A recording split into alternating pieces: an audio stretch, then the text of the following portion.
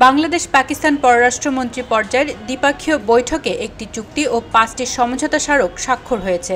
আজ 24 আগস্ট রবিবার সকাল 10:45টার দিকে রাজধানীর একটি 5-তারা হোটেলে বৈঠকটি অনুষ্ঠিত হয়।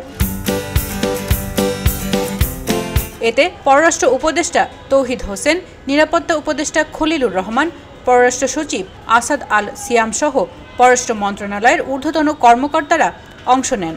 পাকিস্তানের পক্ষ থেকে দেশটির পররাষ্ট্রমন্ত্রী ইসাক দারের নেতৃত্বে একটি প্রতিনিধি দল অংশ নেয়।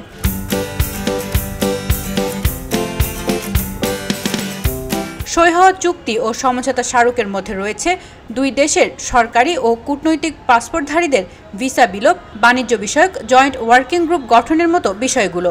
বৈঠকে ৭১-এর গণহত্যার জন্য পাকিস্তানের আনুষ্ঠানিক ক্ষমা চাওয়া এবং মুক্তিযুদ্ধের আগে পশ্চিম পাকিস্তানে নিয়ে যাওয়া সম্পদের হিস্সার মতো বিষয়গুলো নিয়ে আলোচনা হয়। এছাড়া ব্যবসা, বিনিয়োগ, কৃষিসহ অন্যান্য বিষয়গুলোও গুরুত্ব পায়। এ সময় দুই দেশই সম্পর্ক জোরদারের বিষয়ে আগ্রহ প্রকাশ করে।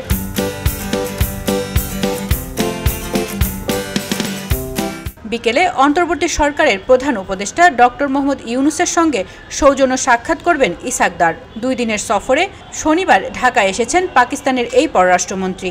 এক যুগ পর এটি পাকিস্তানের কোনো পররাষ্ট্রমন্ত্রীর প্রথম ঢাকা সফর। ডেস্ক রিপোর্ট, খবরের কাগজ। এলো খবরের কাগজ, নিখাত, নির্ভীক, নিরপেক্ষ।